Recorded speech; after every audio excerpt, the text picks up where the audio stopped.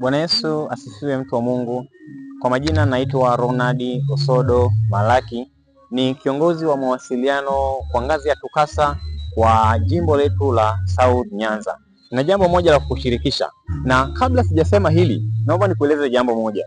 Hapa unaponiona, eneo hili ni eneo la mkutano katika maeneo ya Ngudu, ambapo chama cha TUCASA Sauti kimekuwepo hapo kwa muda wa wiki mbili kikiendesha mahubiri. Lengo ni nini? Kazi ya Bwana ifanyike, watu waitwe zizini na tuimalize kazi Kristo anaporejea.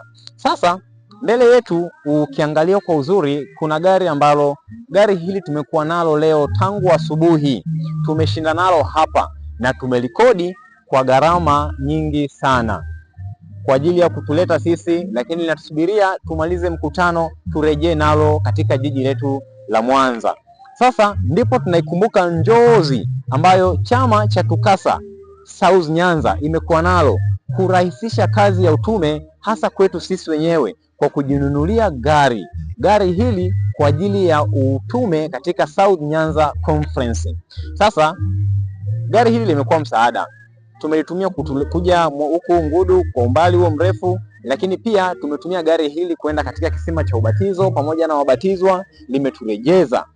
Ikatujaribu kutafakarisha kwamba kumbe tukiwa na gari letu kama South Nyanza tutafanya kwa uzuri sana, na tutakuwa tunahangaika habari za gharama, na tungekuwa na nafasi sasa ya kuweza kutumia gari hili kama sehemu ya kipato, lakini kama sehemu ya kurahisisha kazi. Nikutie moyo, tunaelekea kwenye federation ya tarehe 28 ambayo itafanyika Kisesa katika chuo cha mipango. Tumepanga na kudhamiria kwamba tunaenda kukamilisha na kuiondoa ndoto hii, tuanze kufurahia kila ambacho tumekuwa tumekipanga kwa mwaka wa 3 sasa.